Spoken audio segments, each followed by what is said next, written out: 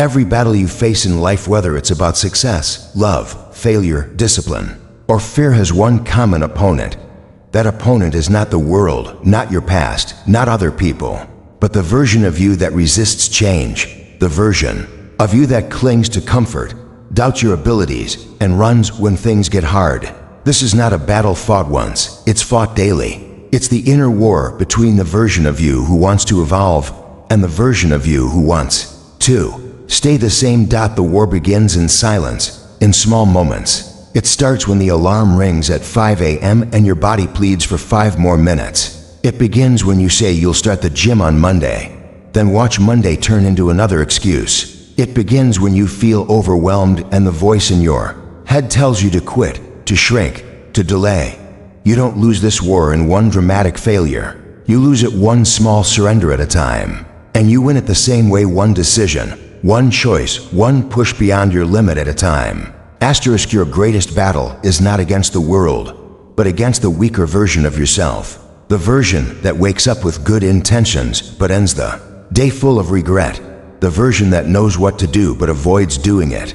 The version that dreams big but acts small. This enemy doesn't live outside of you.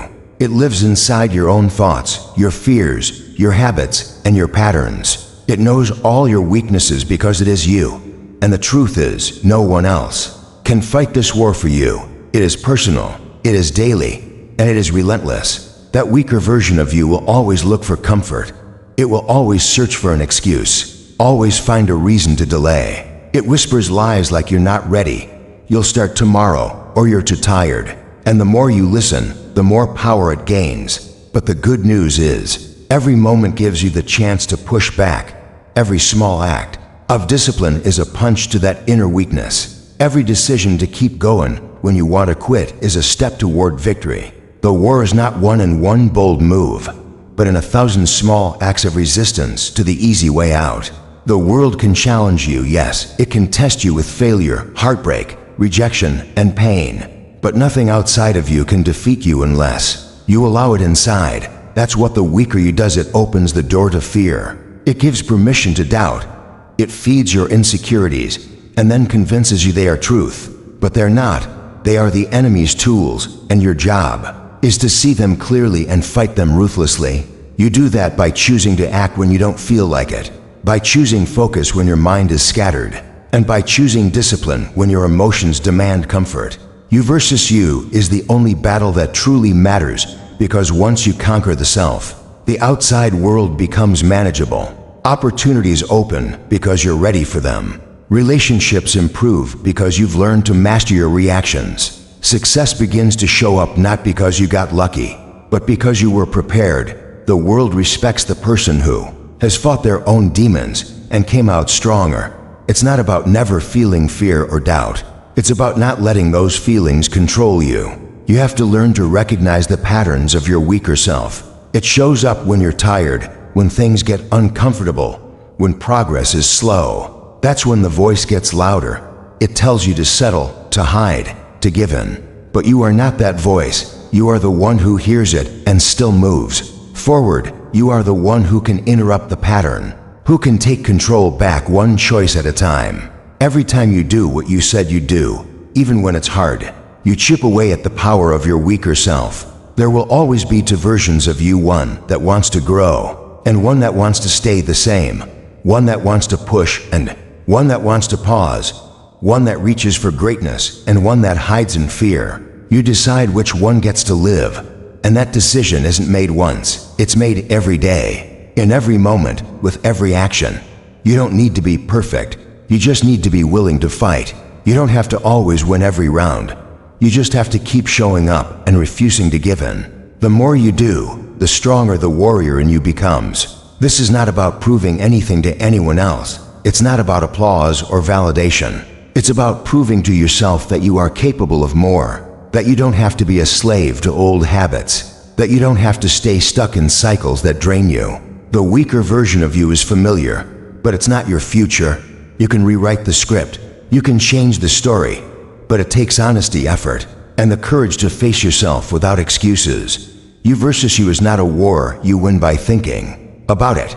You win it by action, by moving forward when it's messy, by choosing growth even when it hurts, by being loyal to the person you want to become instead of the person you've always been. You have more power than you realize. The battle is within, but so is the strength to overcome. The enemy inside may be loud, but it can't compete with the quiet power of consistent action.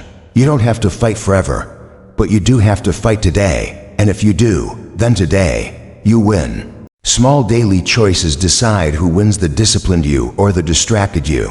It's easy to believe that the big moments shape our destiny, but the truth is, your life is a reflection of the tiny decisions you make over and over again. Whether it's choosing to wake up when the alarm goes off or snoozing for 10 more minutes, drinking water or reaching for soda, reading a page or scrolling endlessly on your phone, these moments seem insignificant in isolation, but collectively they determine the strength of your inner self. Every time you choose discipline over distraction, you send a message to your brain about who you are becoming. And every time you choose distraction, you train yourself to surrender to the weaker voice inside you. Discipline is not a one-time event, it's a pattern, a rhythm, a commitment to long-term growth over short-term comfort.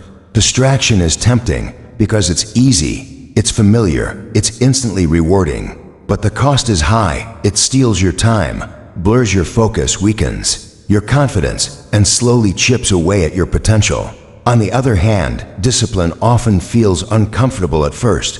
It demands energy, consistency, and effort without immediate results.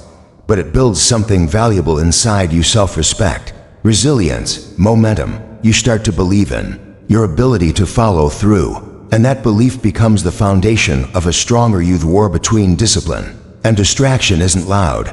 It happens in quiet, ordinary moments that no one else sees. When you resist checking your phone to stay focused on your work, when you go to the gym even though you feel tired, when you take 5 minutes to reflect instead of numbing your mind with noise, those are victories. They are small, but powerful. They strengthen your inner muscle, and like any muscle, the more you train it, the more automatic it becomes. The disciplined version of you is built through repetition. The distracted version is maintained through neglect. You don't need to make massive changes overnight.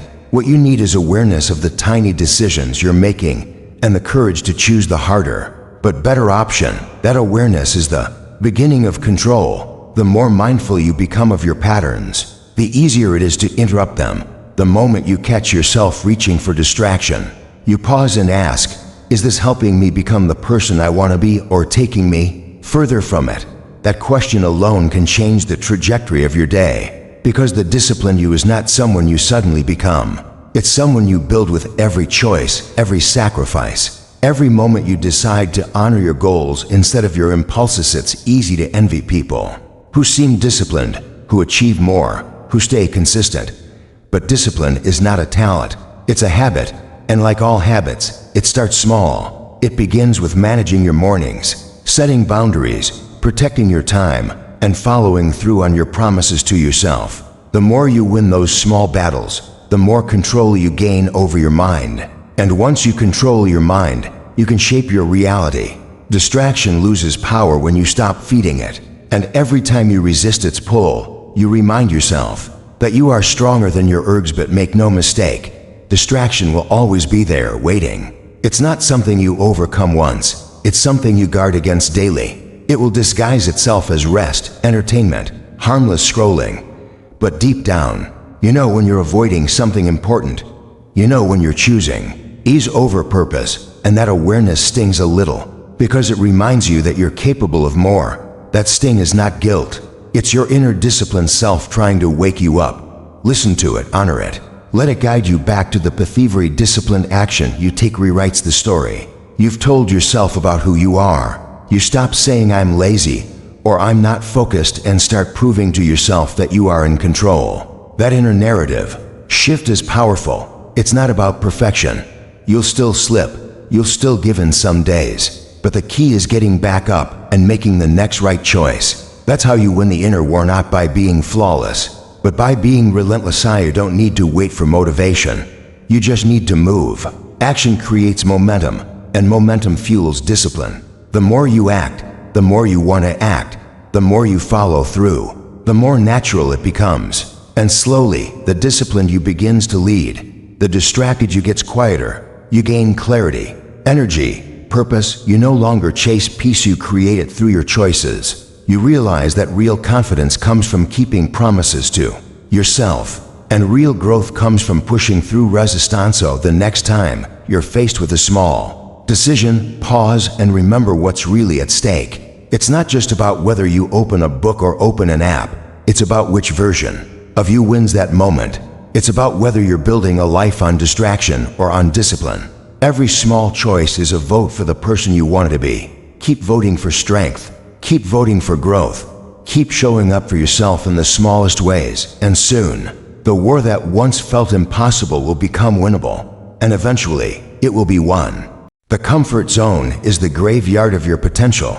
It's the place where your dreams quietly die, not with a scream, but with silence. It feels safe, familiar, and warm. But beneath that safety is a subtle trap. It convinces you that things are fine the way they are, that you can stay where you are and still grow, that you'll chase your goals tomorrow or when the timing is right. But time keeps passing, and nothing changes.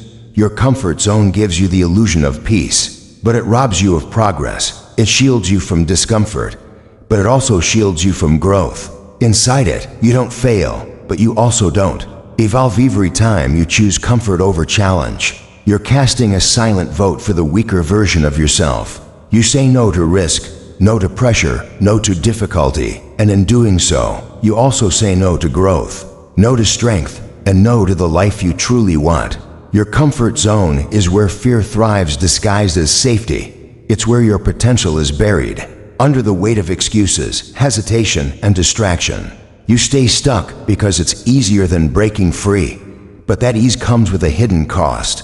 It slowly kills the fire inside you that wants more. There's more, becomes more. Growth lives just beyond your comfort zone. It begins the moment you step into what feels unfamiliar, uncertain, and even a little terrifying. That's where transformation happens. That's where you meet the version of you who is capable, bold, and disciplined, but you will never find that version of yourself if you keep running back to what feels easy. The stronger you is on the other side of resistance, and to get there, you must be willing to leave behind the version of you that fears failure, avoids discomfort, and seeks constant reassurance. Versus you is a war between the version of you who stays hidden and the one who steps into the unknown. It's not just about doing hard things. It's about becoming someone who no longer fears doing them. When you live inside your comfort zone, life becomes predictable, and predictability kills creativity, ambition, and resilience. You don't need to throw yourself into chaos to grow. You just need to take one step out of what's safe and into what challenges you.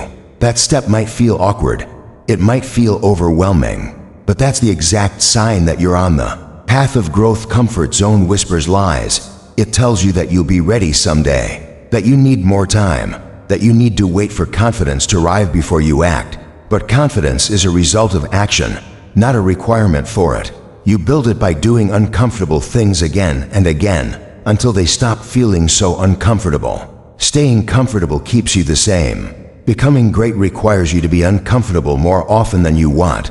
It's in those moments of discomfort that you grow mentally, emotionally, and spiritually. No one ever transformed their life while staying comfortable. Every success story you admire was written by someone who got tired of standing still, someone who chose the difficult path, someone who challenged themselves every day even when they were afraid. You don't become disciplined by thinking about it. You become disciplined by making uncomfortable choices repeatedly until they feel natural. You stop being distracted when you stop choosing ease over effort. Your potential doesn't die in a single failure. It dies slowly every time you say not now, maybe later, or I'm not ready. You were not born to live in a cage of comfort. You were made to stretch, to struggle, and to overcome. The process is messy. It's uncomfortable. It will test your limits. But that's exactly what builds the character needed to handle the life you desire. Comfort zones may feel safe, but they become prisons over time, and you hold the key. The door to your next level is not locked. It's just guarded by fear, doubt, and the familiar. Once you push through those guards, you realize they were only strong because you believed they were. Every day is an opportunity to choose discomfort with purpose over comfort with regret. That discomfort might be waking up early, having a difficult conversation, starting a new habit, or letting go of an old one. The actions may be small, but their impact is enormous. Each one stretches your limits just a little further, and the more you stretch, the more your comfort zone expands. Eventually, the things that once scared you become normal. The pain that once stopped you becomes fuel. The fear that once held you back becomes a memory of who you used to be. You versus you is about which voice wins, the one that says stay where it's safe or the one that says you were made for more. You can lie to others about your effort. You can wear confidence like a mask, but deep inside, you know when you're settling, you know when you're hiding, and you also know when you're capable of more. That voice inside you that's restless, that's unsatisfied, that's quietly urging you to grow. It's not there to frustrate you. It's there to wake you up, to push you out of the graveyard of your own comfort zone and into the life you were meant to live. With comfort zone will keep calling. It will promise rest, relief, and ease. But don't fall for it. Nothing grows there. Nothing changes there. And nothing great was ever built in the absence of pressure. Your best self is waiting outside that line, and every time you cross it, you weaken the grip of the old you and strengthen the rise of the new one. That's how you win the inner war, one uncomfortable step at a time. Consistency beats motivation in every inner war. Motivation is loud, exciting, and temporary. It shows up when everything feels good, when the energy is high, when the vision is clear. But the truth is, motivation is unreliable. It comes and goes with your mood, your environment, your sleep, your emotions. It's easy to be motivated when you're inspired, when something new begins, or when others are watching. But what about the days when it's quiet, when it's boring, when no one sees you, when you don't feel like showing up? That's where consistency takes over. That's where the real battle is won. Motivation may spark the fire, but consistency keeps it burning in the war of you versus you. Motivation is not your strongest weapon. Consistency is. Consistency is doing the work when no one is clapping. It's sticking to the plan when the excitement fades. It's showing up when every part of you wants to quit. The disciplined you understands this. That version of you doesn't depend on how it feels. It depends on what it's committed to. That version wakes up, trains, works, grows, and improves. Not because it feels like it, but because it promised itself to become better. And that promise matters more than mood, comfort, or excuse if distracted. Weaker version of you waits for motivation. It hopes for the perfect day. It says, I'll start when I feel ready. But the stronger version of you knows that readiness is a lie. You don't wait to feel ready.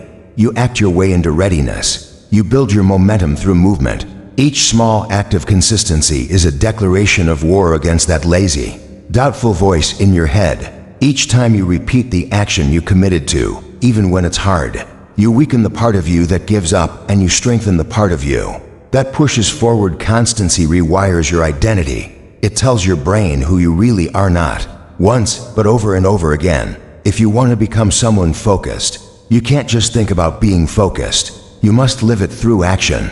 The person who wants to become fit doesn't need a week of intense motivation.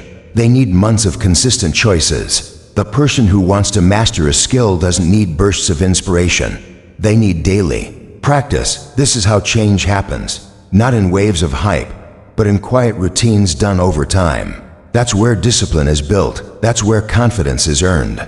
That's where the inner war is truly won. You don't need more motivation. You need more structure. You need a system you follow even when motivation is low, because it will be. Some days it disappears completely. That doesn't mean you stop. That doesn't mean you failed. That means you keep moving forward anyway. That means you trust your process more than your feelings, because your feelings will lie to you. They will tell you to wait, to rest, to pause. But consistency will always tell you to keep going.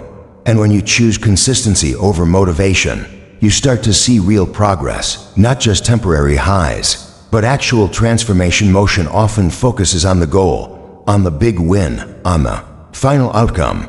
But consistency teaches you to fall in love with the process. It grounds you in the now. It keeps you centered in the actions you can control. And slowly, those actions shape your mindset, your habits, and your life. The inner war is not about how loud your intentions are. It's about how loyal your actions are. Motivation will push you for a day. Consistency will carry you for a lifetime when you rely on motivation. You make progress only when conditions are perfect. But when you rely on consistency, you make progress regardless of conditions. That is power. That is control. That is what separates the disciplined self from the distracted one. Anyone can show up when they're excited. Few can show up when it's hard. But the ones who do, the ones who stay consistent no matter what, they become unstoppable. They develop a quiet strength, a deep internal trust. They know that they will keep going even when things don't go their way. And that kind of self-trust is priceless. You versus you is a daily fight. And in that fight, the version of you that wins is the one that shows up the most consistently. The one that keeps showing up when it's boring, when it's painful, when it's repetitive. Because repetition builds results. Repetition builds identity. And that identity becomes your armor against distraction, against doubt, against fear. When you build a lifestyle of consistency, you stop depending on short bursts of motivation. You no longer chase inspiration.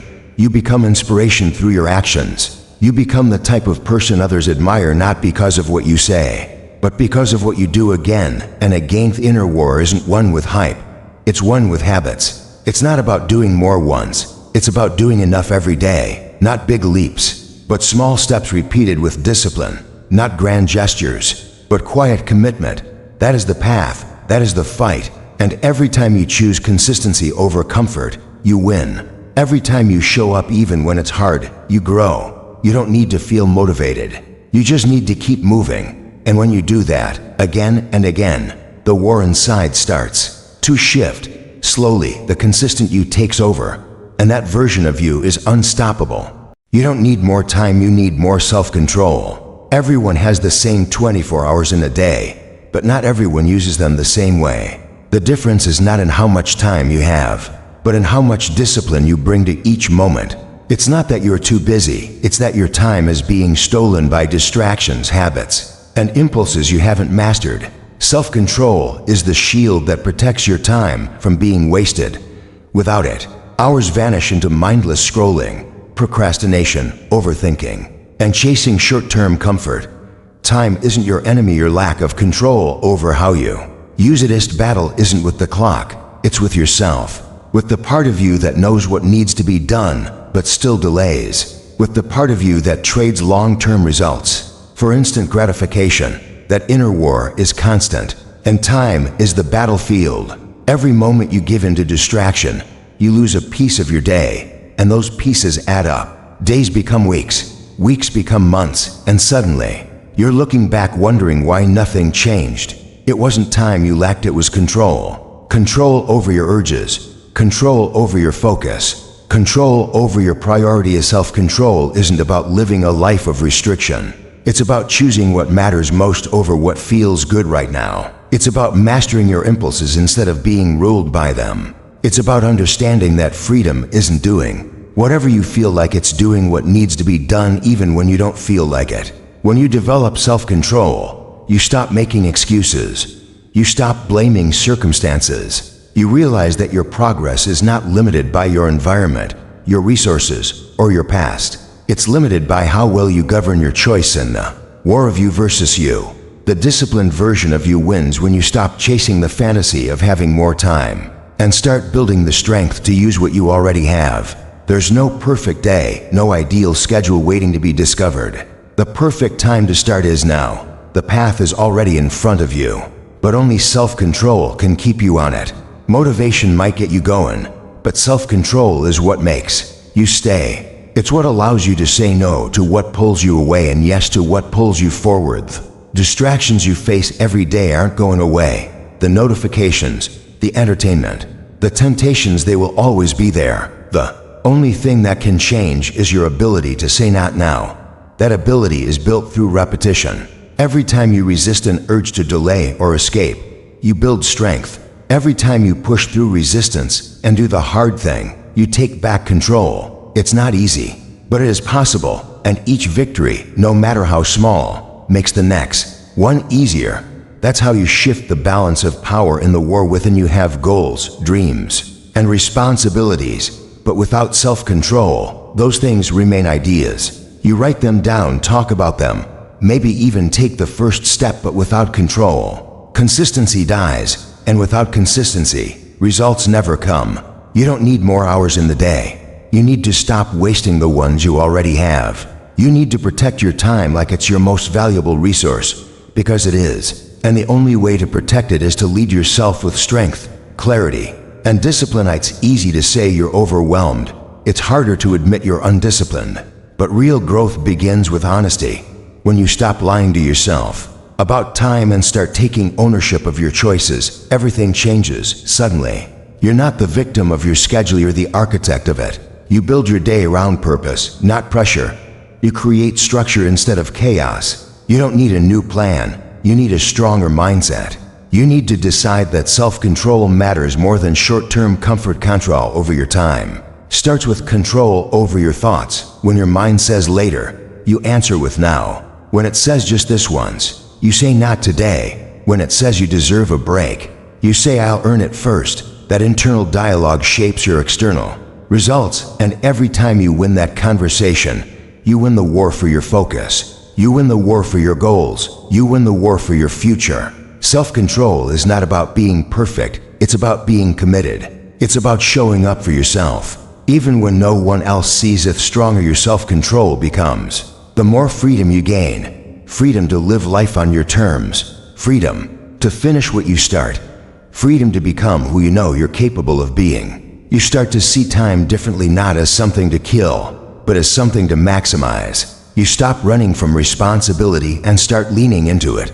You stop waiting and start creating. You versus you is the real war, and every choice is a battleground. You either surrender to the weaker self who wants comfort now, or you rise as the stronger self who wants results later. The choice is always yours. Not once, but over and over again. In every hour, in every distraction, in every temptation.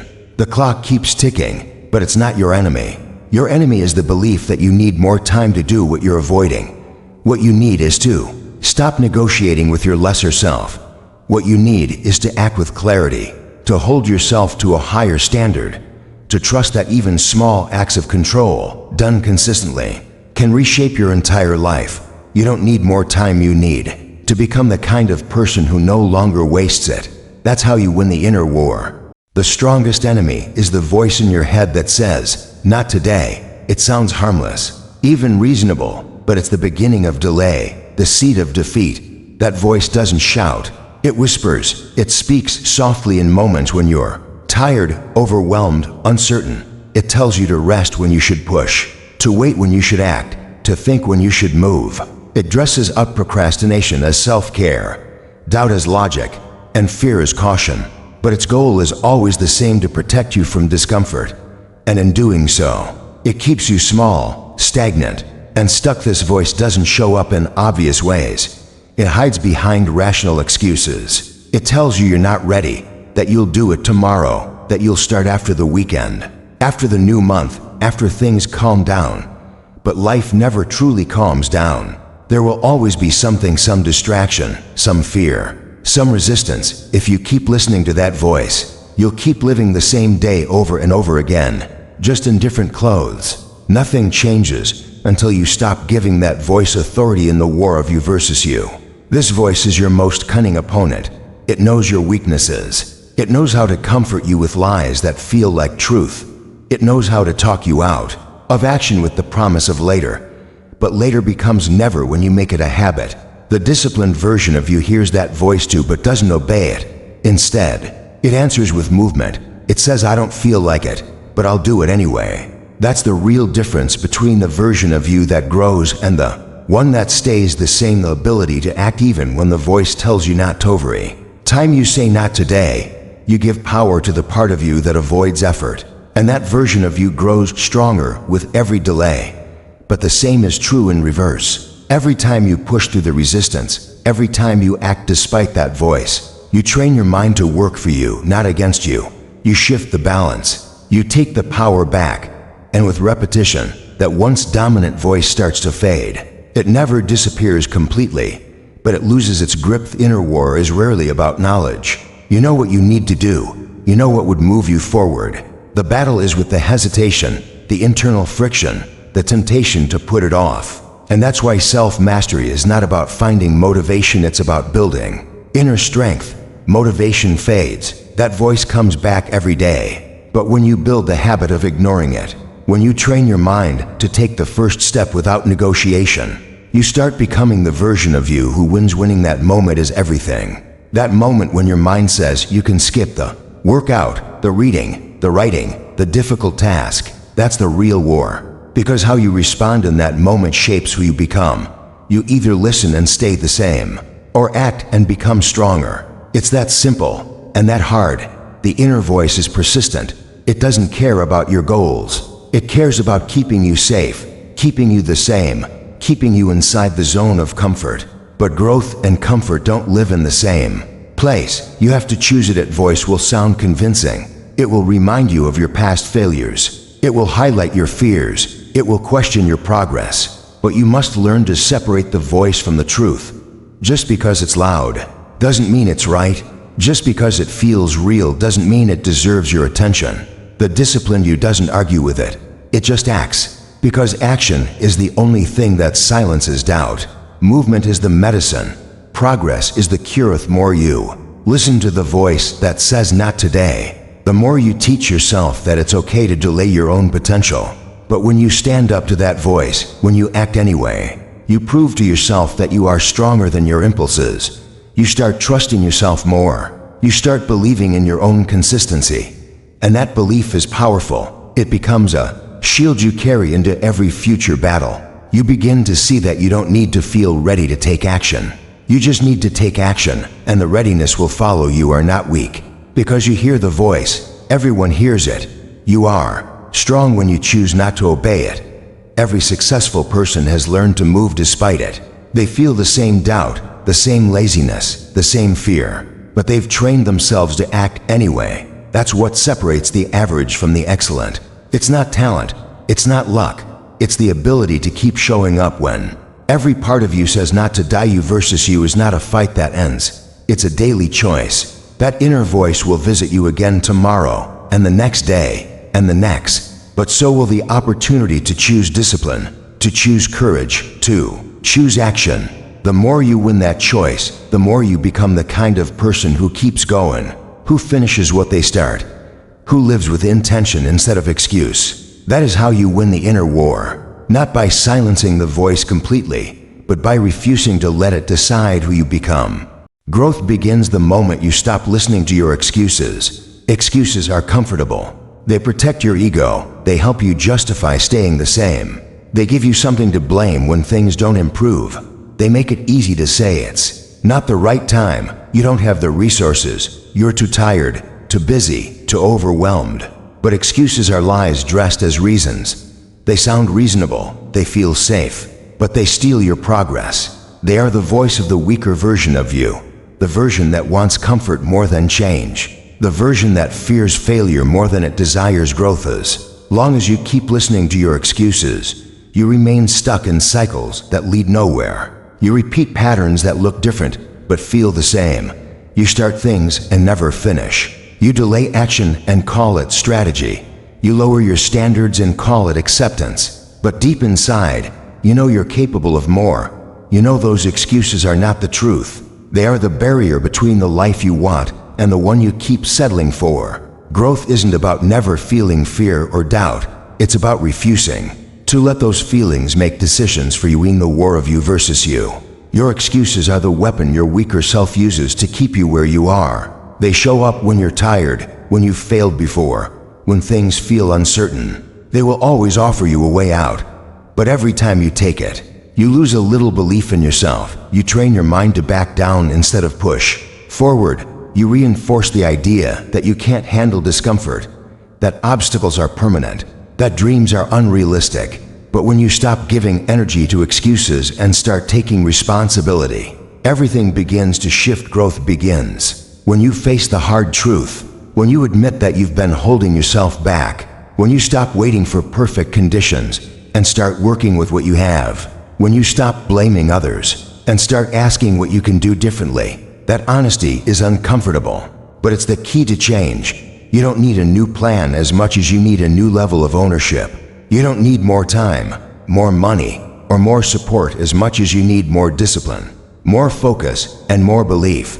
The turning point is never external. It happens the moment you stop allowing your excuses to guide your actions. The most dangerous thing about excuses is that they become habits. You make one excuse and get away with it, so you make another. Over time, it becomes automatic. You don't even notice it anymore. It becomes part of your identity. You start thinking of yourself as someone who can't stick to things, who isn't consistent, who always finds a way out.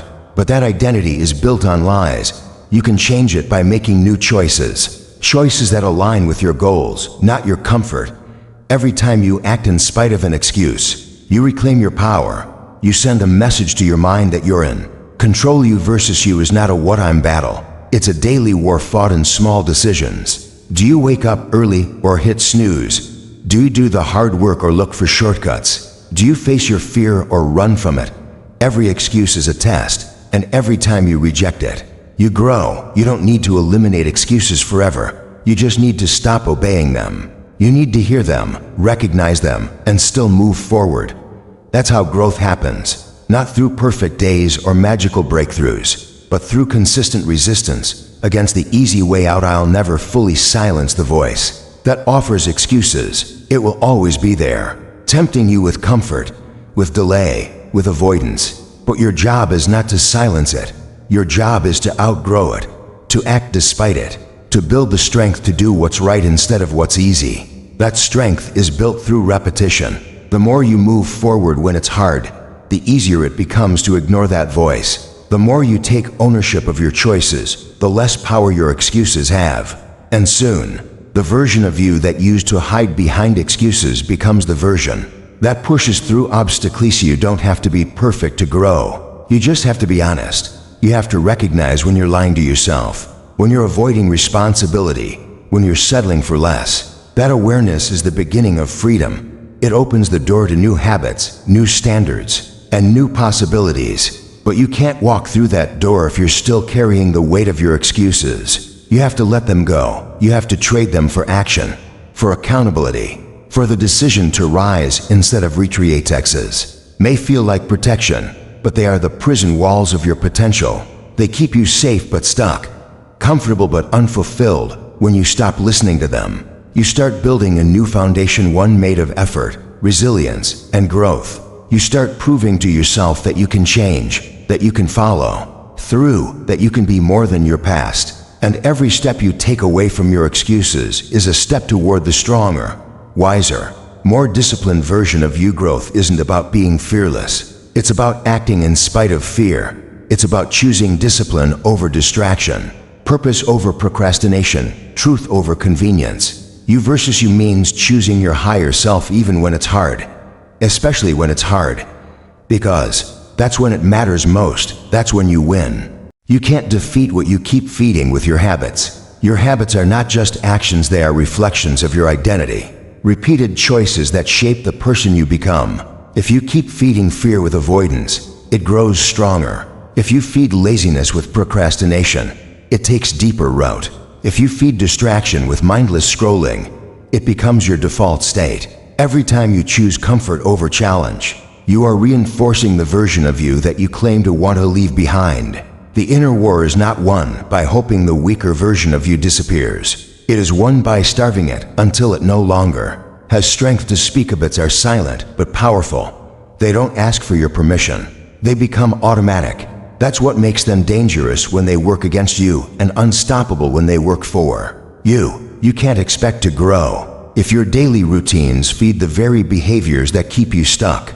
If your mornings begin with excuses and your nights end with regret, there is a pattern, and that pattern is feeding the parts of you that are keeping you from evolving. The strongest version of you cannot emerge in an environment that constantly nurtures weakness. You have to become aware of what you're feeding. Ask yourself where your time goes, where your focus goes, where your energy goes. Your habits are not invisible. They're everywhere in how you respond to stress, how you manage your time, how you deal with discomfort. If you continue to reinforce the same loops, you will remain in the same life. The only way to break free is to disrupt the cycle, to stop nourishing the patterns that sabotage you, and to start investing in actions that build the version of you that you want to become. A version of you that wins the inner war is not perfect, but disciplined. Not always motivated, but always moving. That version does not feed fear, it feeds courage through small brave actions. It doesn't feed laziness, it feeds strength through daily effort. It doesn't feed doubt, it feeds belief through consistency. The disciplined version of you understands that your energy is limited, and whatever you give it to will grow. So every repeated action either weakens or strengthens you. You can't pray for change and then repeat the same patterns that block it. You can't talk about transformation and then feed your mind with distractions. You can't expect confidence while feeding insecurity through self-sabotage. There's no magic moment when everything shifts. There's only the decision to stop fueling the habits that keep you trapped. The enemy inside of you is not mysterious, it's built one small compromise at a time. And every time you feed it, you surrender a part of your potential. Winning the inner war means becoming conscious of the moments that seem small but carry weight. The choice between waking up and hitting snooze, between discipline and distraction, between focus and impulse. These decisions feel insignificant in isolation, but together they form your habits, and your habits shape your life. You don't lose the war in one massive failure. You lose it quietly, slowly, by feeding the wrong parts of yourself every single day. Change begins when you stop making excuses for your patterns and start taking responsibility for them. It begins when you recognize that you are not your habits. You are the one who creates them and the one who can change them. You are not weak because you have bad habits. You are weak only if you continue to feed them after realizing their cost. Every time you choose differently, you weaken the grip of the enemy inside. You send a signal to your mind that you are no longer willing to be ruled by impulse or fear. If you want to rise, you have to starve what is holding you down. That means cutting off the lifeline to your distractions. That means choosing what's right over what's easy, even when it's uncomfortable. It means interrupting the pattern when your mind wants to default to old behaviors. You can't win the war if you keep fueling the enemy. You have to rewire the system by feeding strength, focus, clarity, and courage. It's not enough to want better, you must train for it. You must build it one intentional decision at a time. Every new habit you form is a blow against the older, weaker self. Every disciplined action is an act of rebellion against the habits that used to rule you. It takes effort, it takes repetition, but over time, the tide begins to shift. The patterns that once controlled you lose their power. The cravings that once pulled you off track become quieter, and in that space, the stronger version of you begins to let. That version is not built in comfort. It's built in battle. It's built in resistance. It's built every time you act in a way that reflects your goals rather than your impulses. You can't defeat fear by hiding. You can't defeat doubt by waiting. You can't defeat weakness by feeding it. You defeat these things by starving them and feeding the fire within you that wants to grow, that wants to rise, that wants to win. You versus you is a war between the habits you've allowed and the ones you must now build. It is a war between the self that survives and the self that thrives. You don't need to be perfect to win this war. You just need to stop giving strength to what's breaking you. Shift your attention, shift your habits, and you will shift your life. Because what you feed grows, and when you choose to feed discipline, consistency, and purpose, the enemy within no longer stands a chance. Peace is not found in achievement, but in conquering your inner chaos. You can reach the goals you once dreamed of, stand in the spotlight you always imagined, and still feel unsettled inside. You can have the recognition, the wealth, the status, and still wake up with anxiety in your chest and restlessness in your mind. Because real peace doesn't come from what you achieve outside. It comes from the battle you win within. The chaos inside you is made of doubts, fears, regrets, insecurities, past wounds, and silent expectations. No trophy can silence those voices. No applause can calm that storm. You don't need more accomplishments to feel at peace. You need mastery over your inner world. The war between you and yourself is the hardest one to fight because no one else sees it. No one else hears the self-doubt you carry, the criticism that runs through your mind, or the battles you have with your emotions. You smile, you show up, you perform, but inside you're torn between wanting to be better and not feeling enough. You think maybe more success will fix it. Maybe if you work harder, go further, climb higher, the chaos will quiet down. But it won't, because chaos doesn't leave when the world praises you. It leaves when you confront the parts of you that you've avoided for too long. Inner peace is the result of inner work. It comes when you stop running from your emotions and start facing them, when you stop reacting and start understanding, when you stop seeking control outside and begin building strength within. It's not about pretending everything is fine. It's about owning what's not fine and deciding to grow through it. Peace is born in the moments you choose discipline over reaction, clarity over noise, presence over distraction. It's found in stillness, not the kind where nothing moves, but the kind where your mind is no longer fighting itself to win the inner war. You must stop giving your chaos the power to lead your life. You must learn to sit with your thoughts without obeying every one of them. Learn to feel your emotions without being controlled by them. Learn to observe your patterns without shaming yourself for them. That's where strength begins, not in perfection, but in awareness. And once you have awareness, you have choice. You begin to choose responses instead of reacting on autopilot. You begin to shift your energy from overthinking to action, from judgment to understanding, from chaos to control. Peace doesn't mean everything is easy. It means everything is in alignment. It means your mind, your heart, and your actions are no longer in conflict. It means you can be in the middle of a challenge and still remain centered. That kind of peace doesn't come from escaping your chaos, it comes from conquering it.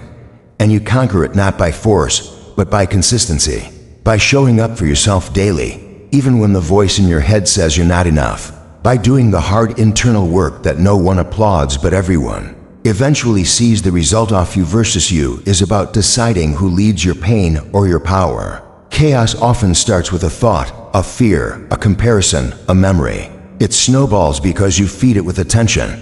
You fuel it with avoidance, with distraction, with overanalysis. But once you start interrupting that cycle, once you catch the thought and challenge it, once you face the fear and move anyway, the chaos begins to lose its grip. The storm within gets quieter because you're no longer afraid of it.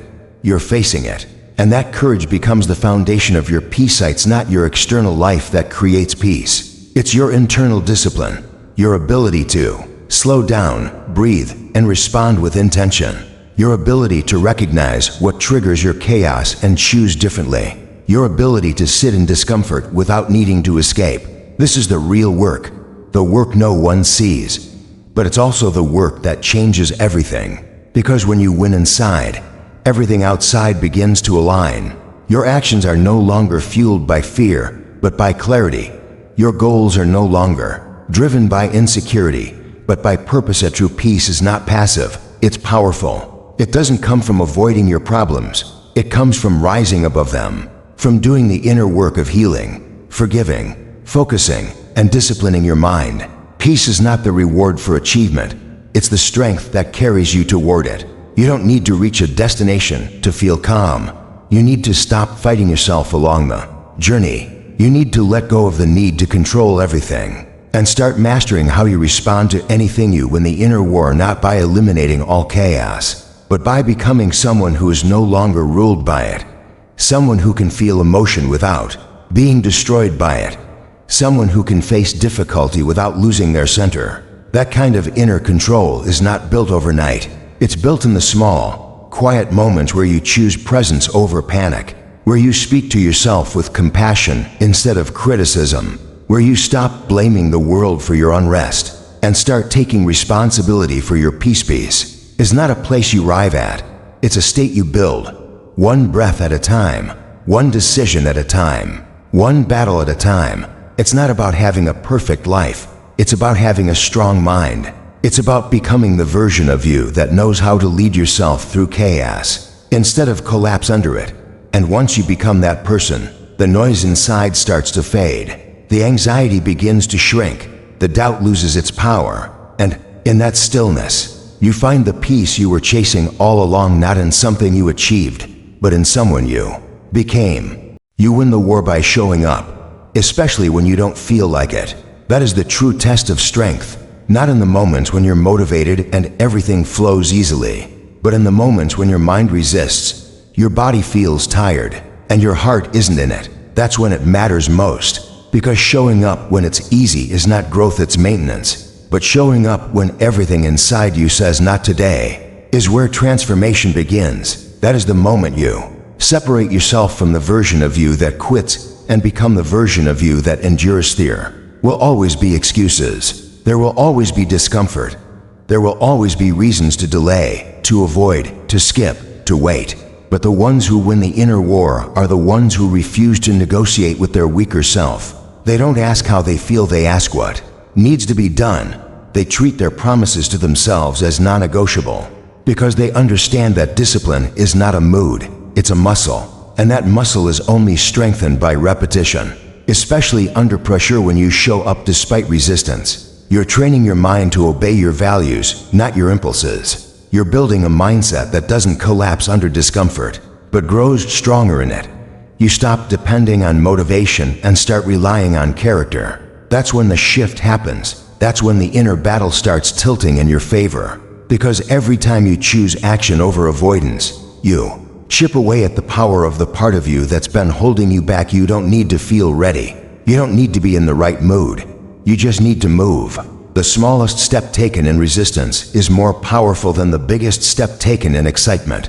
When you act despite how you feel, you are telling yourself that your goals matter more than your moods, that your future matters more than your fatigue, that your vision is stronger than your excuses. That is how you build trust in yourself. That is how you begin to win. Every day is a battle between the easy path and the necessary path. The easy path is filled with comfort, delay, justification. The necessary path is filled with discomfort, challenge, and honesty. And it's the necessary path that leads to progress. It's not about being perfect, it's about being consistent. Even if you show up and don't perform at your best, you're still winning. Because the real victory is in the showing up, in keeping the promise, in honoring your process. The inner war is not won in massive moments, it's won in the quiet, unnoticed ones. When you get out of bed instead of sleeping in, when you stick to your plan instead of abandoning it, when you face your fear instead of retreating from it. These are the choices that shape who you become. These are the moments that no one sees but you. And those are the ones that matter most, because the version of you who shows up in those moments is the version of you that becomes unshakable. Versus you is not about winning once, it's about winning daily, about getting up one more time than you feel like, about pushing forward even if it's only a few inches. Progress is not always visible. Some days it's just surviving the mental storm without quitting. Some days it's doing the bare minimum just to keep momentum alive. And that's okay, because every time you show up, even imperfectly, you're choosing to rise rather than fall. That choice, made again and again, is what rewires your identity. There will always be days when everything feels heavy, when nothing seems to go right, when your emotions are louder than your logic. But if you show up anyway, you're telling those emotions they don't run your life. You're proving to yourself that you are not a prisoner of your feelings, but the master of your direction. That kind of internal leadership is rare, and it's powerful. It changes the way you see yourself, and it changes the way you handle everything. That follows. Strongest version of you is not the one who has all the answers or never struggles. It's the one who shows up again and again, without applause, without reward, without guarantees. The one who refuses to surrender even on the hard days. The one who understands that every time they act against the resistance, they are taking ground back from the version of themselves that wants to settle, to shrink, to hide. When you build the habit of showing up, you build the habit of winning. Because showing up is the hardest part. Once you're in motion, momentum takes over. But you only earn that momentum by crossing the starting line again and again. And the more you do it, the more natural it becomes. What once felt impossible becomes normal. What once felt like a fight becomes part of your flow. That is the reward of consistency. It makes discipline feel like identity. You win the inner war by refusing to abandon yourself, by standing up for your future even when your present is difficult, by reminding yourself that greatness isn't built in moments of comfort, but in moments of resistance. You don't need to feel brave to act, you just need to act until bravery shows up. You don't need to wait for confidence, you build it every time you do what you said you'd do. Even when it's hard, That's what winning looks like. Quiet, gritty, disciplined action in the face of discomfort. And that's how you keep rising, one decision, one moment, one step at a time. And the truth is, no one will ever really see your inner war. They'll only see your results. They won't know the battles you fought with your own mind just to get out of bed. They won't know the tears you hid behind your ambition or the nights you wrestled with your own thoughts, but you'll know. And that's enough. Because at the end of the day, the real prize is not the car or the house or the applause. It's peace. The peace that comes from knowing you didn't let the old you win, that you were stronger than your fear, that you built the life you once only dreamed of, not because it was easy, but because you fought for it. This is the war that matters, you versus you. And the good news is, you're allowed to win.